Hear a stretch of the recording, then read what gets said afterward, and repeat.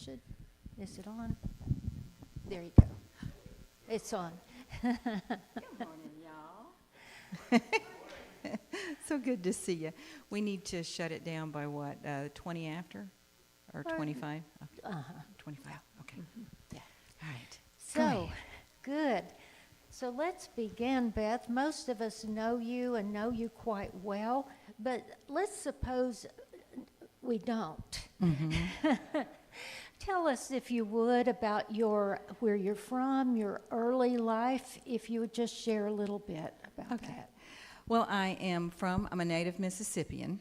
My people came into the state on my father's side around 1850 and went on into Jones County. And if any of you have ever seen the movie or read the book, Free State of Jones, with Matthew McConaughey playing Newt Knight, I'm related to just about everybody in that movie. So Newt Knight is definitely one of my ancestors. And the movie and the book are about some hard-headed, self-governing, determined, freedom right fighting yeoman farmers in Cracker's Neck. They did not want to secede from the Union with the Confederacy, so they essentially seceded from the Confederacy. And that's what the movie and the book is about, amongst some other things. And so I guess that hard-headedness carried on through the gene pool. So anyway, around 1985, I'll catch up a little bit. My birth mother was paranoid schizophrenic with borderline personality disorder. So I was the oldest, and it was up to me to keep not only myself safe, but my sister safe. And that's kind of hard to do when you're about 2.5 years old. The first time that we were kidnapped by relatives because they thought we were going to die was when I was about 2 years old. My sister was recently born. But again, there's that hard-headed spirit. They came and they got us, and they took off with us. So I was in and out of relative kinship placement, which means back in Mississippi, in the 1950s and in the 1960s, we didn't have Children's Protective Services. That didn't come around to about 1985 in the state of Mississippi. So I guess up until then, you could just bury your kids out in the backyard if you got tired of dealing with them. So I was, for the grace of my relatives, especially my strong maternal relatives, hard-headed on both sides, hard-headed women, is the reason for my survival, and also who I attribute is helping turn me into the person I am today, because I easily could have become a drug addict. Oh, never mind, I was. Stayed a drug addict, stayed an alcoholic. But my past came back into me and out of me, and I instead became resilient, and I brought that hard-headedness on up into helping me survive. I don't like victims. I don't feel sorry for people, because I easily could have felt sorry for myself, and I did not. So I became a thriver. I became a victor. Back when I was a teenager, I was rebel without a clue. You call that now oppositionally defiant. In fact, when I went to my 50th high school reunion just this year, my friends said to me, who I'd not seen in years, "You were so rebellious." And I said, "I know," and I didn't have a reason for it. Now I do. I'm still rebellious. So anyway, I left Mississippi in 1985 and went out to Texas, Houston. Actually, I got out of here as fast as I could. I felt like I was leaving Louisiana in the broad daylight. And so when I went to Houston, two things I practically started at the same time because people led me to it. It's like God wanted me there for healing, for continued strengthening, and for bringing God into me so that I could project God out and understand everything, why I had to go through what I went through as a child. It was all so that to make me a better teacher and a better understander and have more empathy, not pity, but empathy for people who went through similar to what I went through. So at about the same time, I was brought to Unity Church in Houston, 1985, and began to study and practice Kundalini yoga and got a therapist. I'll never forget walking into that Unity Church, the Pyramid in Houston, Texas, a huge Unity Church. Why, even the mayor of Houston was a member of that church. It was big back then. And I was up in the balcony, and I was actually a friend of mine from Mississippi who was living in Houston brought me there. And I thought I had died and gone to heaven. For the first time in my life, I got to look behind the pulpit, and there was not a suffering, crucified, bleeding Christ who I had put there because he died for my sins. But a risen Christ with his hands up, looking out onto the sanctuary, smiling. And the two pastors were Sig and Janie Paulson. Oh my God. Oh my God. They had light around them as they were speaking. And I stayed there for 12 years.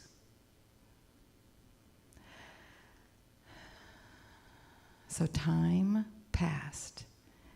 And then one day, I said, I want to go back home. Do y'all remember when Forrest Gump was running in the movie, Forrest Gump? And he had this crowd behind him. And he stopped and he said, I'm done. I'm ready to quit. Everybody said, what? No reason? No, I'm just ready to go back. So I was ready to come back. And so I gradually started coming back in 2019. And I was like, should I come back home? Should I come back to Mississippi?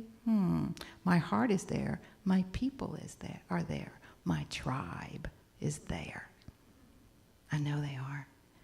So one day, I found out that there was a Unity Church in Gulfport, Mississippi.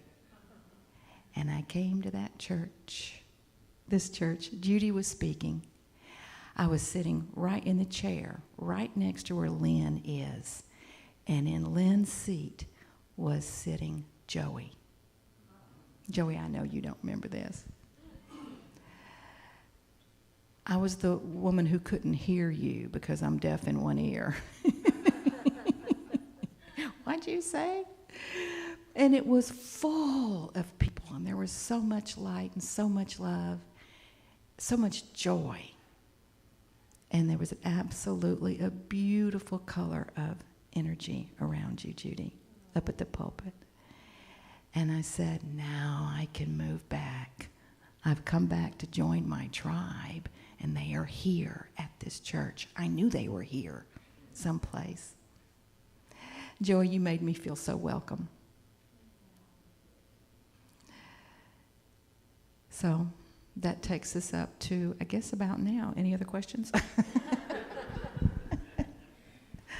And how did you decide to go to school and become a therapist, or did you go to India before that? No. I've never been to India. You've never been in to the India? body. Okay.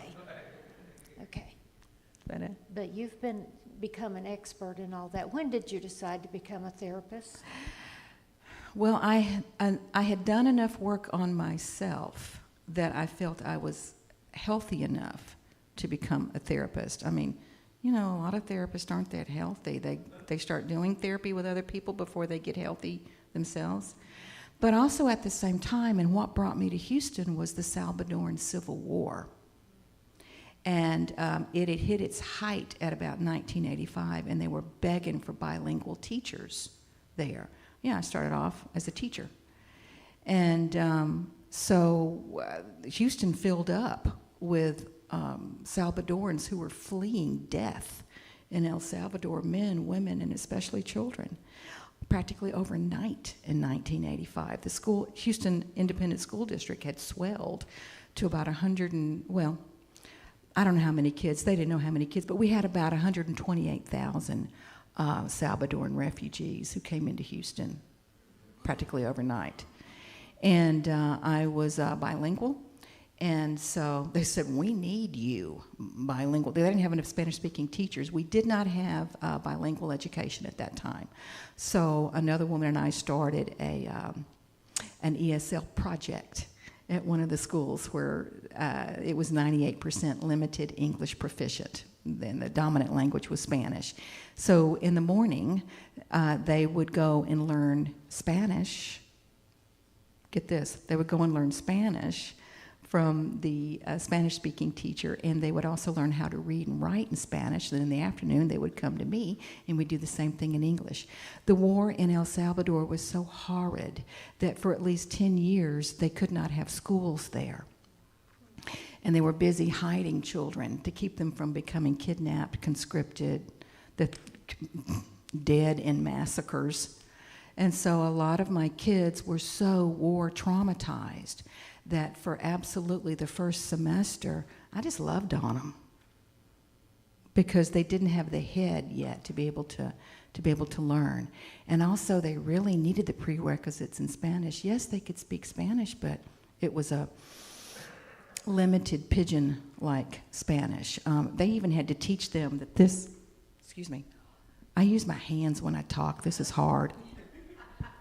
Okay, this whole appendage right here was a hand in Spanish. They didn't realize they had fingers, they had a thumb, they had a wrist, they had an elbow. So they had to be taught those concepts first in order to be able to learn them in English. I discovered that teaching Cambodians how to speak English. The Cambodians who were coming in off the killing fields, and you know, if you could read and write, you were murdered by Pol Pot. So they didn't want anybody educated. So as a result, I, not knowing that, had a globe. There I go with my hands. Had a globe, and I was teaching them how to say, I am from Cambodia. Now I live in Jackson, Mississippi. All right, well, great. And they were like little parrots. They imitated me and were grinning at me, and I was pointing out on the globe where they were. They'd never seen a globe before. They didn't know who they were or where they were. And a Cambodian translator came in and told me that, and I was like going, wow, now I'm really getting to discover illiteracy. So thank God they were illiterate. They'd have been murdered. So why did I start getting into what I do as a therapist? Because of what was around me. I hadn't planned on doing that. I was just always going to be a teacher. But back at that time in 1985, we did not have trauma therapy. Everything was cognitive. And trauma is stored in the body. So we had to get to that. So I became a specialist in that area. Yeah. Did I answer your question, or did I just babble on? No, you Okay. you did, and then you practiced in, where were you in Texas when just before you moved here? Oh, Conroe, Texas, which Conroe. it's North Houston. Mm-hmm. Mm-hmm. I wasn't going to come back over here until I was about 70, even though I had a house and it was being renovated. I was going to rent it out or something like that. But the Arctic blast of February 2021 changed my mind. Mm-hmm. And I said, that doesn't. I'm going back to Mississippi now. Thank you, God, for letting me know. Oh, and my goodness, we get to Zoom. Yes, telehealth. So, Mm-hmm. Right. yeah, so it was good. Right. What a blessing. Mm-hmm. Well, and then you studied the life and the teachings of Yogananda. Mm-hmm. And Paramahansa Yogananda. I was in a Unity bookstore and I saw that book, Autobiography of a Yogi. And it was everything happened at once in 1985. That's also when I discovered Paramahansa Yogananda. And as George Harrison said in the movie Awake about Paramahansa Yogananda, he saw the cover of the book, Autobiography of a Yogi, and he zapped me with his eyes. And that's exactly what happened to me too. So I also became I'm not Kriyaban, but I'm a devotee of Paramahansa Yogananda. And you have there's a group that you share with over in Covington? The group has moved to Algiers, and the group I'm attending has moved to Algiers, and that's why I'm out. That's why one Sunday a month you don't see me, because I was trying to meet live with a study group for Paramahansa Yogananda. And you know, sometimes that's a 4 and a 5 hour round trip for me, and I'm already pretty busy and pretty tired. So we're doing it online. We're starting it online. Oh, good. Yeah. Good. So I can do it from Long Beach. That will Yeah. truly be a blessing for Yes. you, and Yeah. you're right. Yeah. Yeah. Sometimes we must make those decisions. I know myself, a couple of weeks ago, I had been invited to a meeting of clergy that was going to meet in Foley, Alabama. They were going to meet for lunch, which was convenient for most of them.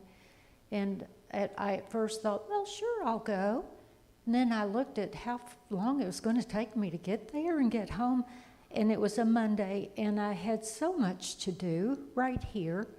And I said, I am so sorry, but I really can't drive 2.5 hours to get there and have an hour for lunch and then 2.5 hours home.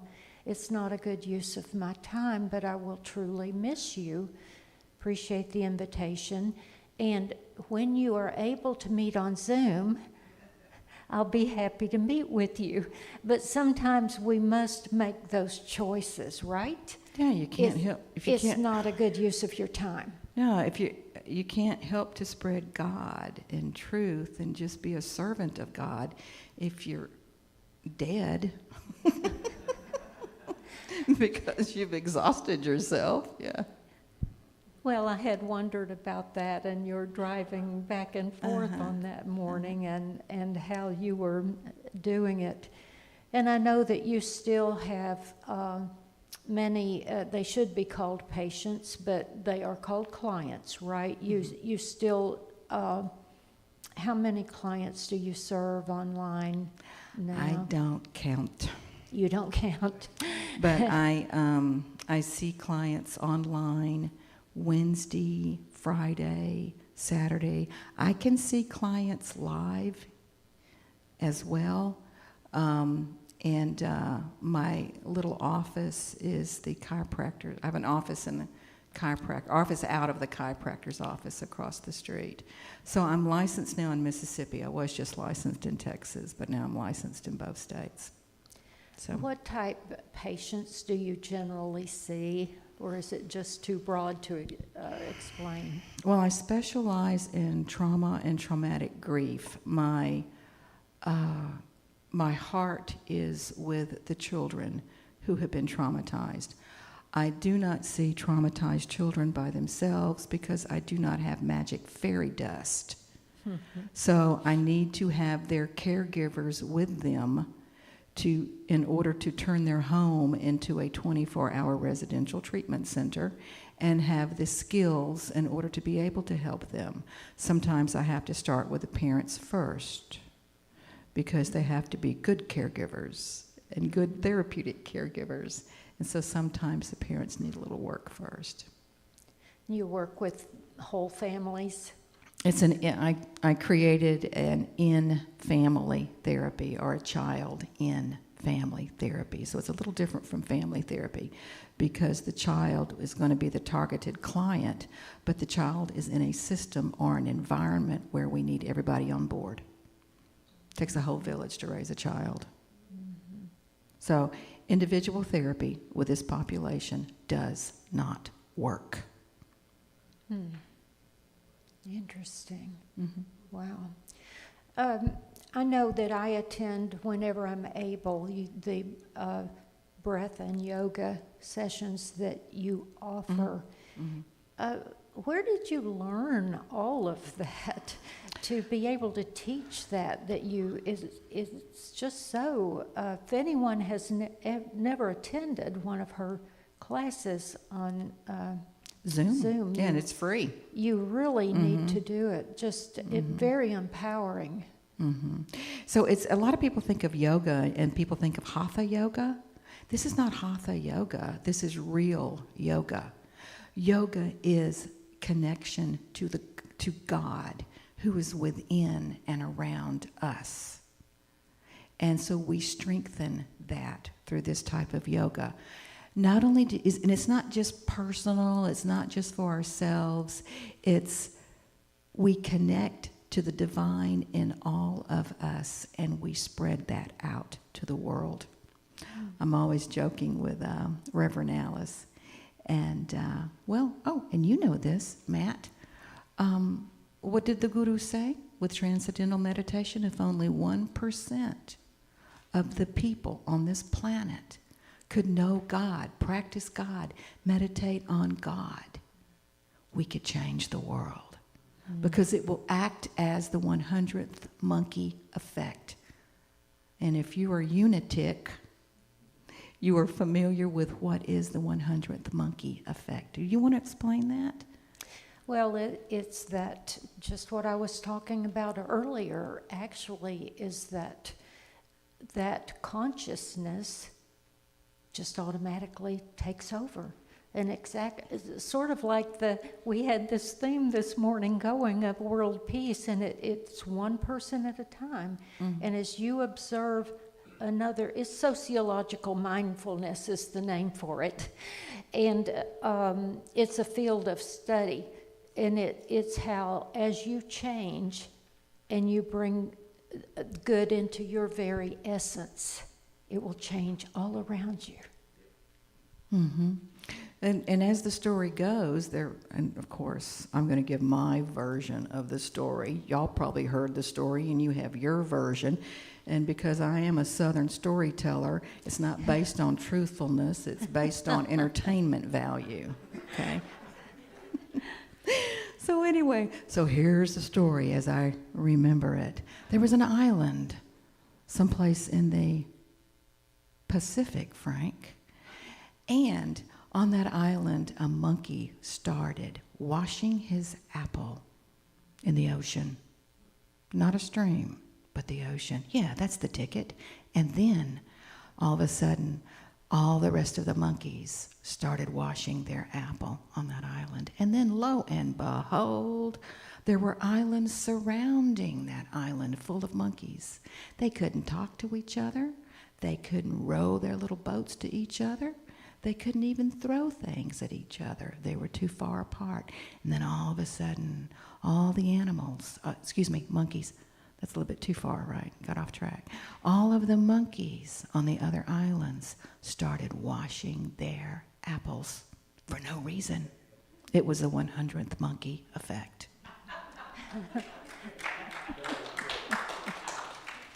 Perfect example. So that's what we're trying to do. World peace. Let's turn climate change around. Let's have brothers and sisters loving brothers and sisters. Let's end the division. It's all good, it's all God. This is part of what we do in the yoga class that I teach. Yes, that was beautiful. Beautiful demonstration.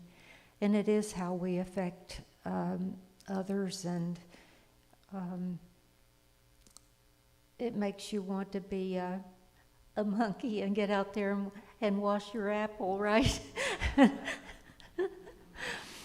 And so many of us are doing that. And what was your religious background, and how did it change, or were you ever a strong believer in a prior religion?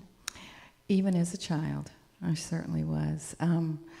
My father's people had been raised Southern Baptist. Even my paternal grandfather was a biblical scholar. But when my father married and had my sister and me, he jumped the fence and we became Methodist. And he said, whenever he was questioned, why'd you leave the Baptist church? He said, well, Baptist preachers yell at you, but Methodist preachers just kind of talk to you.